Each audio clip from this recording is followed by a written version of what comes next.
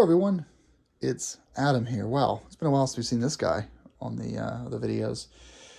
We're going to be installing the Manic Rally kit, which is right here. This is going to go on the front of the bike, obviously. Now, I'm starting this install video with a few caveats. You probably don't have a 701 LR. You probably have a 701 Enduro, in which case you don't have this thing here in the way. Now, you also probably don't have the Raid Garage air filter option that gives you this nice fat storage tank here, which makes it much easier to get to some of the wires you need to get to. So there's a lot of things about this install that are going to be different than yours. So if you look at the instruction manual for your Manic Rally tower, and you're seeing a few things that I'm not doing in this video, just keep in mind it's because I adjusted the instructions for my situation. And so, for example, the cables that connect this down here and they kind of snake through here, these have to get moved in the instructions. Mine may be moved differently than yours. I don't know yet. We'll see. But it may be that I don't have to do any of this stuff here and it just fits fine, just no problem. Also keep in mind that I have removed the front housing already. If your setup is OEM, you're going to have some fat turn signal bulbs right here that you'll be moving over to the new Manic kit. You're also going to have a T30 here, and here that you're going to need to unhook to get the headlight housing out. And then you're going to need to unhook this from your headlight light in order to get that OEM housing off.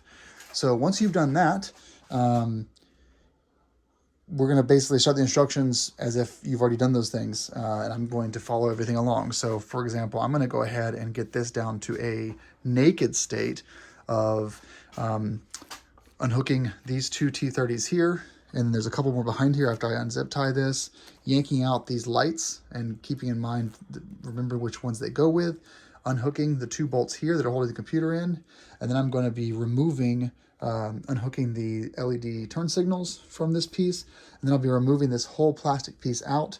I'm going to have to cut it in order to, get these cables out. I think I cut it right here with a Dremel to get that out. Being careful not to cut through the cylinders for your front shocks. After all that is out, then I will start the process of installing the Rally Tower kit. So bear with me on this video. It's going to go, I would assume, about 15-20 minutes just for the install. And there'll be a final video after this one where I actually showcase the final product on the bike out in the real world as opposed to just inside of my garage. Okay, so with that all out of the way, get your instructions handy. I have mine, and let's start this process. All right, so the two T27s here have come out. I've also unzip tied this. This is all loose now. Next, I'm actually going to remove these turn signals and just basically for now, just unhook them to make it easier for myself for later. So these are going to get removed and unhooked. And then also you'll notice that you can free up your ABS sensor and your brake line by just pulling them through here. These just come right out. So there's a gap there where you can pull those straight through. Once you're done with that, we can go ahead and pull this forward and access the screws here to remove this and then remove our lights and our ABS sensor. I think a lot of this will be a lot of tips and tricks from me guys to you, from me to you.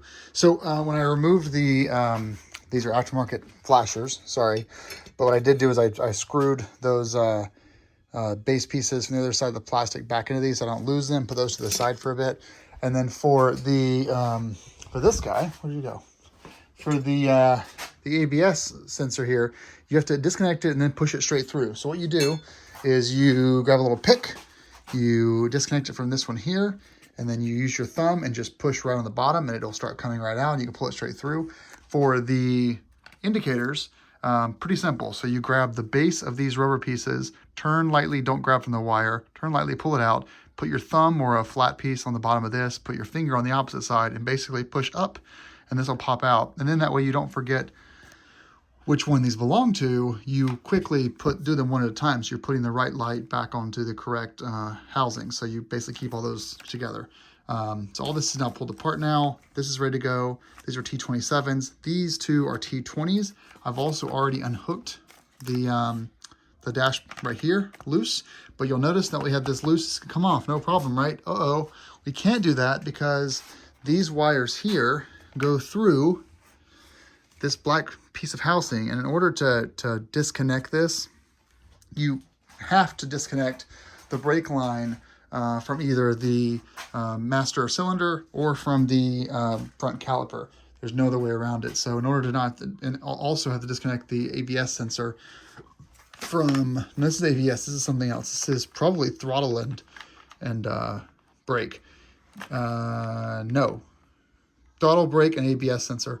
So the best thing to do is just grab heavy duty snips and cut right here, just like that. And then, because we all know we're not going to reuse this thing, so that just saves us about an hour of work. Let's do that, and then we'll use the T20 to get this out, and I'll come back to you guys.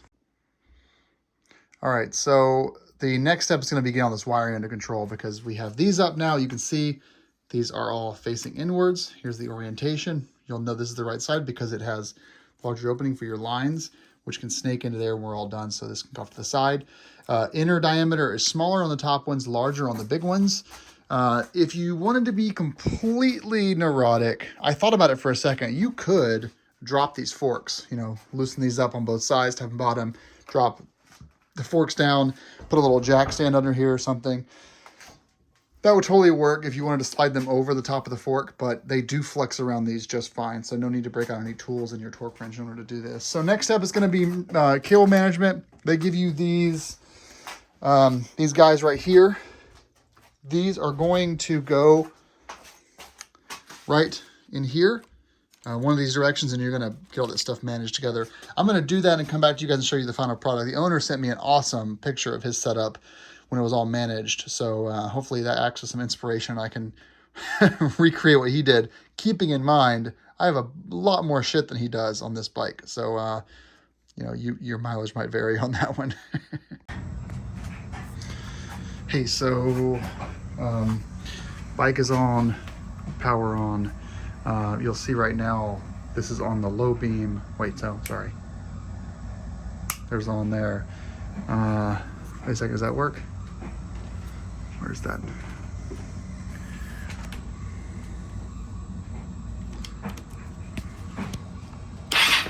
No, I don't want to do that.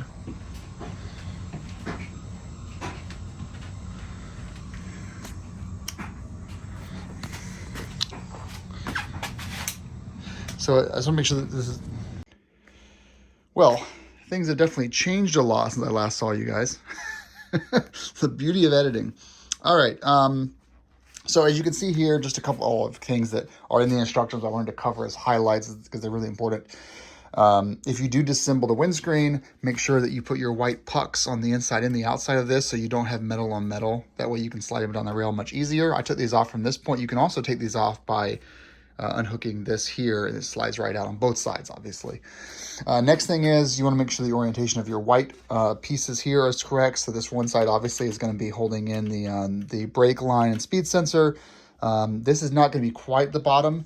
You'll know when you've hit it, but I guess a good rule of thumb would be you can keep these pretty much at as high as they'll go, not at the very top, but as high as they'll go. And then you'll notice that these basically sit about 1.25 inches above that lower tree fork mount. In addition, just a couple of tips on how you install all this stuff. You'll see here we have some screws underneath that are going straight through. And then we have the amps patterns for the Perfect Squeeze, Juice Squeeze, and we have the amps pattern for the Garmin right here. These two side by side are not going to be able to sit horizontally. So the iPhone will sit vertically, as will the Touratech locking mount. So sit vertically side by side. This way, well, you can see it just won't fit. You can run the Garmin in portrait mode, so it's no big deal. If you want to run it in landscape, just get a little bit larger of an arm and hang it out over here a bit more. But, you know, then it's, I don't know, it's a little awkward to put it all the way over there. But much nicer for your line of sight. Now, as we come around here, one thing I've done is I've kept these all joined up the entire time. So these are going to stay together until the very end when I pop these into these holes here. I actually don't know what these two holes are for, but I guess they're just blanks. They'll stay blank, and maybe I'll find something like a switch to put in there at some point for something. Now, as for the, and also finally, I have my Garmin and my Perfect Squeeze charger are here on the side. They'll need to get ran underneath these cables and then back up to these spots. You can see how this runs down below there, and need to get hooked up later. You'll notice too on this side, there's this this gap here, and it's covered in a little, I guess, a soft rubber. That's where your speedo and brake lines come through. So when this gets mounted back, those two will be able to sit in this little cutout here and move freely on top of the bike. Now, we talk about wiring. It's obviously not sexy yet. It's not. But what I wanted to do is I wanted to stage it up for a few reasons. So stage it up, get everything hooked up, make sure when I turn the key, everything lights up. So the ABS light, this lights up. If I turn the high beam on, that lights up. You can see also how this changes up. I'll show more of that in a second. I also want to make sure that I had the turn signals in the correct orientation. So, you know, it'd be unfortunate to get all this completely tampered down and locked up and then realize that I had screwed something up. I also have to run these up to their proper locations, and I'm thinking about zip tying them along the inside of this piece right here. It's gonna be a little ugly, but it is what it is. I have a couple of those sticky zip tie pads. They're flat squares, and then you can stick them to metal and then zip tie into them. I might use a couple of those so it's not as unsightly, but remember, this is going to be hammered with water if you're riding in the rain, so choose your battles. So as far as the lighting goes, so the default setting here is that running light is going to be your, there's a leak there. Is that leak up there too? I guess they both leak. Light leak at the top of the bevel. Default is going to be your Baja Sport. So this is your standard running light when you're driving around. One intensity, not dual intensity. At nighttime, when you want to go high beam, it goes to the Pro from the Sport. I talked to the Jeff, the guy who makes these. I'm going to go and turn this off so I don't kill my battery. Who makes these, and he told me that there's a couple of different options. He's going to provide some drop-down options on the website where you can choose some different configurations. One configuration would be that in regular day-to-day, the Sport will run at full power, the Pro will run dimmed, and then high beam would be full power on this one. But he said in his experience, the Pro dimmed was a little bit too bright for people, and he was still getting flashed at night. So this is the best setup for a road-going bike. I personally asked him if I could do high beam with both of these bright at the same time, and he said he would look into rigging something up for me using a Skeen or Skinna dimmer. But that's my experience. You may want to pick what you want, and it's he's going to ask some options of people over time. So now that I know everything works, this is actually kind of a cool feature. You can keep the bottom bolts hooked in, unhook the top ones, and just let it sit, which is almost enough work space to get everything done that you want to get done in there. It's not, it's not cavernous. It's not cavernous, but you can certainly get things done. So if I pull back the cables that I needed for kind of functionality testing, which is all this, you can see here how I have two bundles, one on the left, one on the right. I realize that I'm going to have some water ingress into some of these, and I'm trying to think about ways to creatively still keep these in the mounts without having those water points, because you see there's really no place to put them, because even if I flip these upside down, I still have the split here as well. One other thing when you're doing your testing too is every step of zip tying or crimping that you're doing, make sure that as soon as you've done that, you do a turn and watch the cables to make sure nothing is bound or catching. And so at the moment you can see I have this is still pretty loose. So this is going to need to get managed and cut together or zip tied all together like this to get it out of this little band here. But all in due time, I just needed to make sure that this worked before I finalize all the zip tying and such. So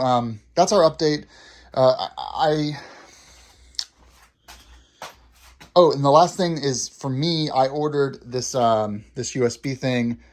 He's going to sell these on the website as an add-on if you want to buy them from him for basically what it costs you to buy and ship from Amazon or something. But the issue I'm having is this is the power cord for it. And you can see here, this is how long that cord is. And it's just barely going to fit. I have a power box in here. Yeah, I know. We're getting there. It's not going to reach there. So I'm going to have to probably just take this and crimp it all into here for now until I find a way or find a person that can come by and help me wiring up a longer version of this. So this is not going to make it into the final product this time. It's just going to be a dead terminal listed there. That's it for now. Tips are coming along. I think I'm going to stop recording and get back to the all the organization here. And if I come up with something along the way, I will record and let you guys know. But here's the down view as it sits now. Obviously, this is going to come back right there, and that's your view from the cockpit. It's coming along. Jeff, I was thinking too, if you watch this video at some point, I like that this is freed up for switches, but if you could make some plastic blanks for these, just to fill in those holes, it would be kind of nice, but obviously not required.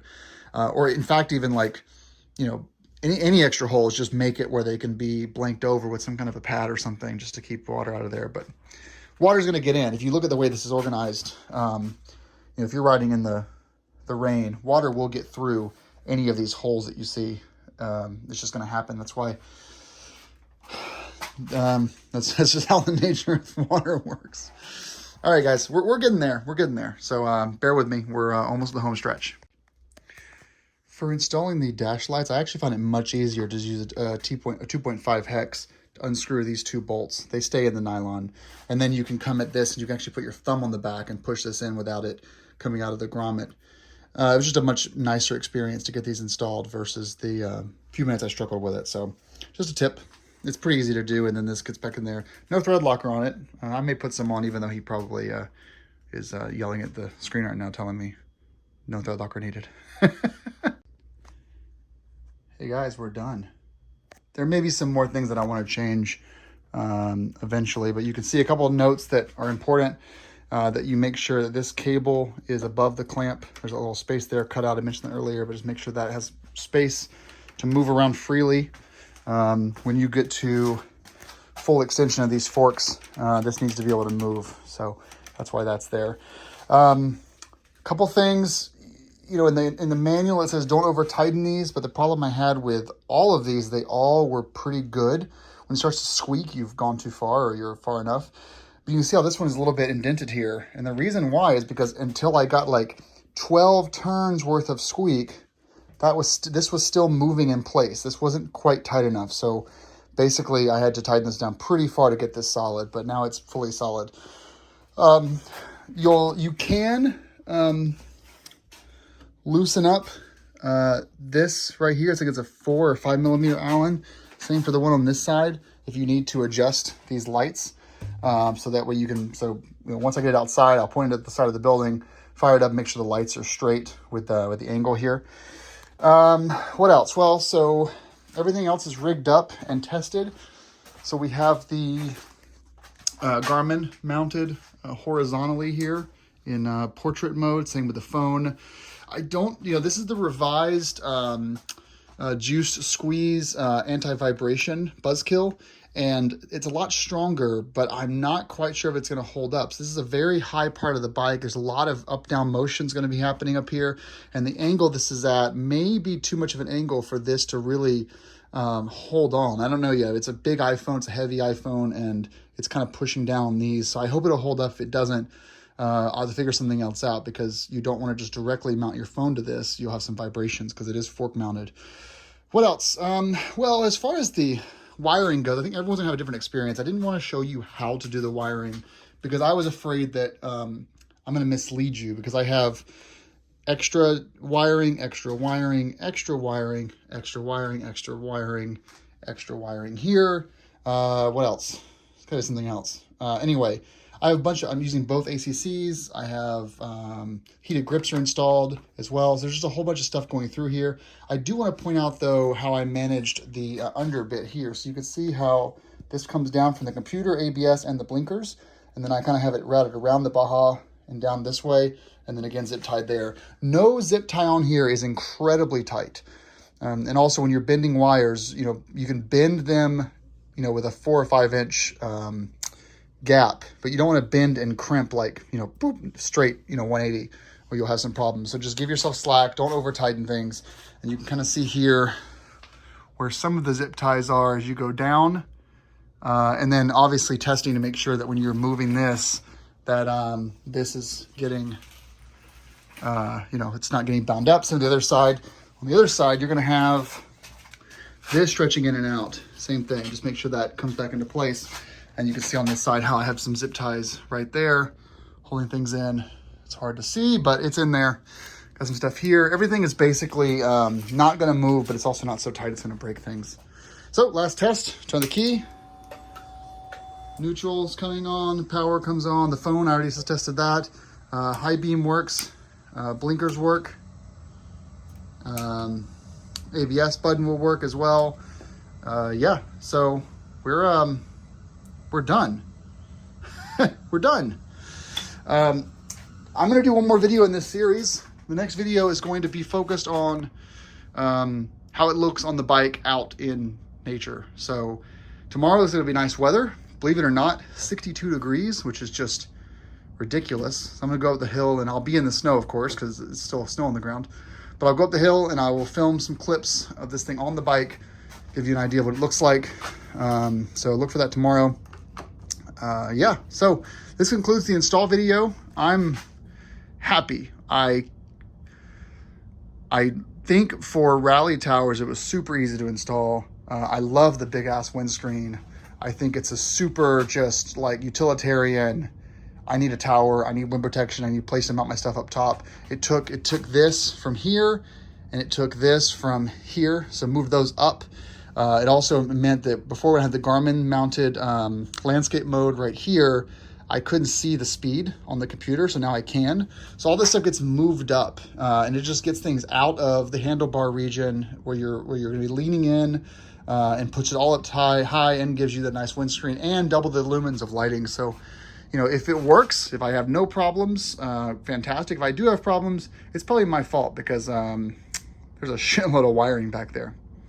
All right, guys, thanks for watching. Appreciate it. And use the code AdamChandler5 to get 5% back off. I don't get anything back. It's just a discount. They put it here so if people want to buy this, AdamChandler5 to get 5% off. We'll see how it goes. I'm going to be taking this thing on some crazy trips this year, and I'm looking forward to experiencing it. All right, guys, ride safe. Thanks for watching Manic Rally, and appreciate you guys. Thanks for all the help, and such a cool kit. Such a cool kit. All right, guys.